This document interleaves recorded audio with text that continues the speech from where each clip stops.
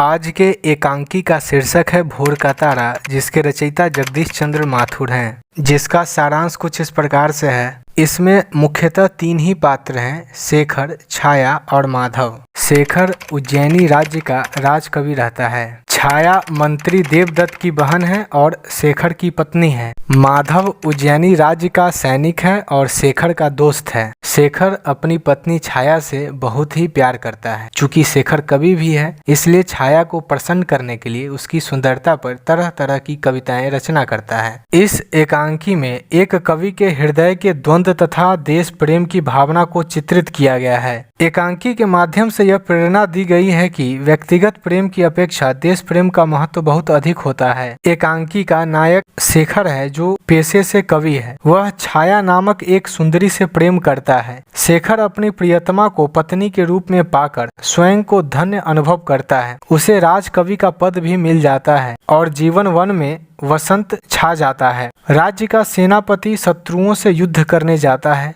शेखर का मित्र उसे सूचना देता है कि हूणों का सरदार तोड़मान सिंधु नदी पार कर चुका है तथा उसकी सेना शीघ्र ही तक्षशिला को रौंद देगी। शेखर कुछ क्षणों के लिए द्वंद्व में फंस जाता है, परंतु शीघ्र ही वह देश के निवासियों को युद्ध के लिए प्रेरित करने लगता है। भावुक शेखर के गीत जनमानस को शत्रु से युद्ध करने की प्रेरणा देते हैं। छाया हृदय की संपूर्ण भावनाओं से शेखर से प्रेम करती है। वह अत्यंत भावुक है। देवदत्त हूणों से युद्ध करते हुए प्राण न्यौछावर कर देता है। माधव शेखर को देश के लिए व्यक्तिगत सुख के परित्याग की प्रेरणा देता है। देश पर आक्रमण हो जाता है। माधव शेखर से देश के नवयुवकों को युद्ध के लिए तैयार करने की प्रार्थना करता है। कहता है, देखो बाहर जनता उमड़ रही है। शेखर, तुम्हारी वाणी में ओज है, तुम्हारे स्वर में प्रभाव है। तुम अपने शब्दों के बल पर सोई हुई आत्माओं को जगा सकते हो, युवकों में जान फूंक सकते हो। हे कविराज शेखर, ओजमयी कविता द्वारा तुम गांव-गांव में जाकर वह आग फैला दो जिससे हजारों और लाखों भुजाएं अपने सम्राट और देश की रक्षा के लिए शस्त्र हाथ में ले लें। हे कवि, देश तुम्हारा बलिदान मांगता है। छाया शेखर को रोकती है। तब शेखर बोलता है, छाया, तुम मेरे साथ अन्याय कर रही हो। छाया बोलती है, क्या एक दिन तुम मुझे भी ऐसे छोड़कर न चले जाओगे?